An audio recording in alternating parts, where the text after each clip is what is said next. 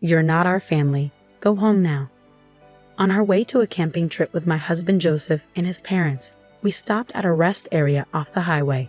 As I stepped out of the RV, Joseph abruptly hurled those hurtful words at me. What? I exclaimed, bewildered. This wasn't the Joseph I knew, the caring husband. The shock on my face seemed to amuse him and his parents as they exchanged smirks, and Joseph started to drive the RV away. This couldn't be real. They wouldn't leave me stranded in the middle of nowhere. Frantically, I dialed my phone, only to be met with a stunning rebuke from my mother-in-law. Did you honestly believe you were coming with us? How audacious of you. Don't bother calling again. I was looking forward to this trip. But we're on a one-way highway. You can't just turn back. And besides, you're not family. You're just my daughter-in-law. Know your place. We're going to enjoy ourselves without you. The call ended abruptly, leaving me staring at my phone in disbelief as the RV disappeared into the distance. The words "you're not family" pierced me to the core, aching with intensity. It was all so cruel. They had me prepare everything, only to leave me behind.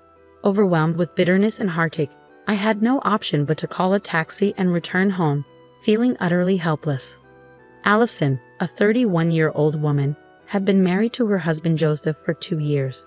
Despite her initial hesitation to live with his parents, Joseph bought a house for them, a short distance away from his parents' place. While it was a relief not to live under the same roof, Allison still faced challenges. Joseph's parents, the free-spirited, often imposed tasks on her, like sudden shopping trips or cleaning their kitchen. Despite feeling harassed at times, Joseph always apologized for his parents' behavior, urging her to endure. His parents were particular about appearances, treating Allison well in front of others. She felt pressured not to speak ill of them, fearing she'd be seen as the villain. Despite her efforts to understand them better, being left behind by Joseph during a planned camping trip was a shock she struggled to recover from. The idea of camping arose during a visit to his parents, where Allison stumbled upon a lantern in the storage room. Curious, she asked about it, sparking a conversation about camping. Excited by Allison's mention of her father's camping enthusiasm and RV ownership, Joseph suggested they go on a family camping trip. With newfound excitement, he urged Allison to rent an RV for their upcoming adventure. My father cherishes his RV and takes care of it whenever he has free time. I'm not sure if he would lend it to us. Now it's your job to convince him. You better beg him to lend it to us, got it? Joseph urged when I hesitated at the sudden request. It's our first time camping and we don't know what we need, so it would be safer to borrow your dad's RV. Besides, I want to please my parents with a fun camping trip. Please, Allison. His plea left me little choice but to agree. I rushed to my father's place and explained the situation. To my surprise, he readily agreed. Really? Is it okay? I asked in disbelief. Of course.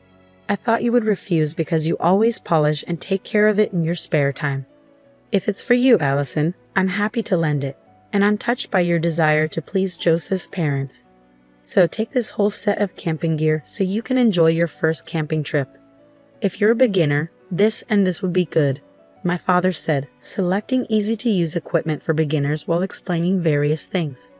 I was thrilled to see how much my father cared for me, and it warmed my heart deeply. Perhaps this camping trip could serve as a bridge to bring me closer to my in-laws. All right, I'll work hard to prepare, I assured my father gratefully.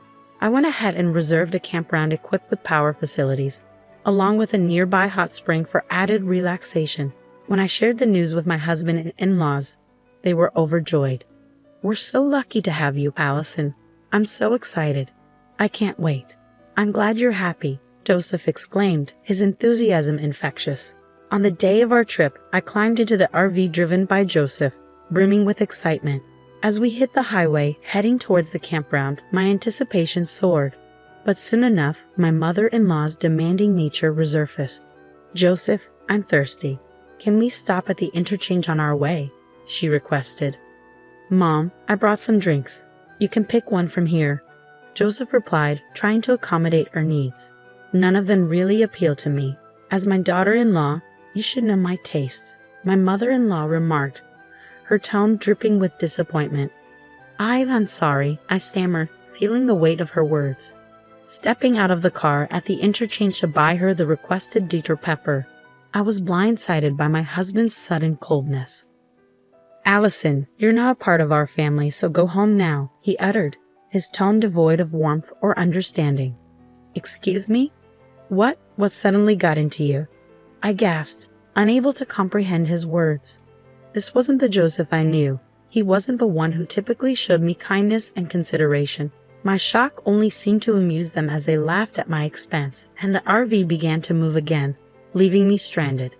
They left me here in the middle of nowhere. Is this some kind of joke? Panic set in as I dialed a number, hoping for some semblance of understanding, only to receive a response from my mother-in-law that shook me to my core. You thought you could really come with us? What a brazen woman you are. Not a part of our family. Be aware of that. Bye. We'll enjoy a good family time without you. My mother-in-law's words echoed in my mind as the call abruptly ended. I stood there, stunned and speechless. How could they treat you like this? They had me prepare everything, only to exclude me at the last moment. What was Joseph thinking? Bitterness and sorrow washed over me, but I couldn't dwell on these feelings. Summoning all my strength, I called a taxi and returned home, feeling utterly betrayed. The following day, my husband and in-laws returned from their camping trip, excitedly recounting their adventures. Not a single word of apology passed their lips for leaving me behind. As I pressed them for answers, their response left me dumbfounded. We did it to discipline you as my wife. That's right, Allison. You never understand your place as our daughter-in-law. But there's no need to abandon me on the highway for that. We had to go this far because you wouldn't get it otherwise. My mother-in-law's words cut through me like a knife. We need to properly discipline this failure of a wife before we start living together, my father-in-law added, his tone laced with disdain. The mention of living together sent a chill down my spine. Discussions were happening behind my back, and I was completely unaware. What do you mean by living together? I haven't heard anything about this, I protested, my voice trembling with fear and anger. My parents' place is getting old and is at its limit. I've bought a house where we can invite Dad and Mom to live with us. From next year, we'll be living together, so I'm going to be stricter with you. Be prepared, Joseph declared, his words hitting me like a ton of bricks. Was this his true intention all along? Deciding such a major thing without consulting me at all. I was stunned, feeling utterly betrayed. My anger was overshadowed by a sense of powerlessness as I realized my voice meant nothing to them. And to add insult to injury, after borrowing the RV, they didn't even bother to refill the gas or thank my father. Allison, why are you just standing around? Hurry up and return the RV to your dad. After cleaning the interior, wash the car, then return it to your father. We don't want to be seen as thoughtless, Joseph instructed, his words dripping with insincerity. As I surveyed the interior cluttered with trash, I felt a surge of disappointment. Not only had they ignored me, but they had also disrespected my father's kindness. It was unforgivable. After meticulously cleaning and washing the RV and filling up the gas tank, I returned it to my father. Upon seeing me, he greeted me with a warm smile. How was it? Did you enjoy the trip? I wasn't considered as their family, so I didn't go, I replied, recounting the events of being abandoned at the highway interchange and my husband's sudden decision to live with his parents without consulting me. My father's smile vanished, replaced by an expression of fury. I'll get even for you, Allison. We will not let this slide. I won't let them have their way. Allison, we're getting back at them, he vowed, his determination evident. And in that moment, I felt a glimmer of hope amidst the darkness. With my father's wisdom guiding me, I returned to my in-laws' house where my husband and his parents were still basking in the excitement of the previous day's events. Keeping my emotions carefully hidden behind a light smile, I addressed them in a gentle tone. There's an even more amazing place than where we went yesterday. The autumn leaves are stunning right now. How about we go on a full-scale camping trip instead of staying in an RV? We could pitch a tent, enjoy a barbecue, and soak in the breathtaking scenery. At night, the sky is filled with stars. It's truly a hidden gem that I don't want to share with anyone else. Can I come too, to fulfill my role as your wife? That sounds wonderful. It's going to be so much fun. Since it's in a secluded area, I'll drive, my husband eagerly agreed. As my wife and our daughter-in-law, of course, you should join us. My in-laws chimed in with equal enthusiasm. We decided to go camping again the following weekend. As always, they left all the preparation to me, their demands for discipline growing more incessant each day. But I had my secret plan in motion. meticulously arranging for my revenge. And when the day of our trip arrived, I borrowed an RV from my father, drove to a remote campsite, and watched with satisfaction as my husband and in-laws thrilled at the adventure ahead. "Wow, it's like a private site," they exclaimed, eagerly exploring the new environment. "We'll go for a walk and enjoy the scenery, Allison." "Stow our tent, understood. Enjoy your walk," my husband instructed before they set off, leaving me to prepare the camp. "Come on, let's go quickly," I urged, bidding them farewell and then setting to work on the campsite. About 30 minutes later, my husband called in a panic. "What, you're lost. I can't find your dad's RV. I'm on my way home with it." "What? What do you mean?" I asked, bewildered. "Don't worry," was his cryptic reply. Unbeknownst to them, I had left only the bare minimum for them to enjoy a real camping experience, a plan devised by my father. He had suggested they experience wild camping, where they would have to fend for themselves, akin to living on a deserted island rather than a convenient camping site with all amenities. "You better set up your tent early and look for wood to start your fire. I know you guys have no lighter, so you'll have to start the fire yourself. I've left the pot so you can at least cook rice," my father had advised, ensuring they faced the challenges of nature head-on. "You left us behind. You were the ones who said that I, as a wife, wasn't part of the family and shouldn't go camping with you guys. So I took you up to the campsite and tearfully went home. That's what you wanted to do, right?" I stated calmly, hitting them with my logic. My husband was momentarily silenced by my words. "Enjoy camping with just your family," I added before hanging up. But my husband's rage erupted, and he began yelling at me. "Don't be ridiculous. If you don't come back now, I'll get a divorce from you." "All right, let's get divorced. You'll regret saying that." Being abandoned on the highway, finding my father's cherished RV filled with trash. "I've had enough of living with your parents, who do nothing but disrespect me, and you're the ones who will regret it. Stupid woman," I retorted, utterly disgusted by his behavior. He abruptly hung up, leaving me seething with anger. Although I was nearby, I lost all will to go pick them up. After a while, I received another call from my husband. His tone had completely changed, and I could hear his confusion and trembling voice over the phone. I can't set up the tent no matter what. It's starting to rain and my parents are getting angry at me. It's getting cold too. What should I do? It's cold, regretting already." "Why don't you look up how to set up a tent on YouTube?" I suggested, trying to offer a solution. "Forget the tent. My father pulled it too hard and ripped it apart, Allison. You've had your fun. Now fix your attitude and come pick us up," my husband snapped, his frustration evident. "I'm not coming. If you walk for about an hour, you'll reach a broad road. If you're not going to camp, then come down here with your stuff," I replied firmly, refusing to bend to his demands. "What? Just because I'm asking you nicely doesn't mean you can get all high and mighty," he retorted, revealing his true nature. Any lingering feelings I had for him had completely cooled. All I could do was sigh. "Screw this. I'm going to dump all this useless stuff. Just wait till we get home," he muttered angrily before ending the call. "Someone owns that place. It's private property. If you dump anything here, you'll be sued for illegal dumping, you know.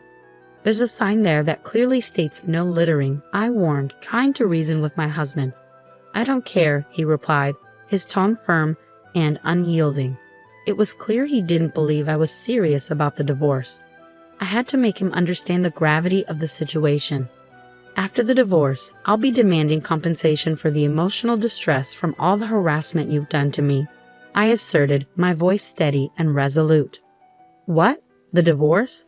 Is it? I'm serious," he stammered, finally realizing the seriousness of my words.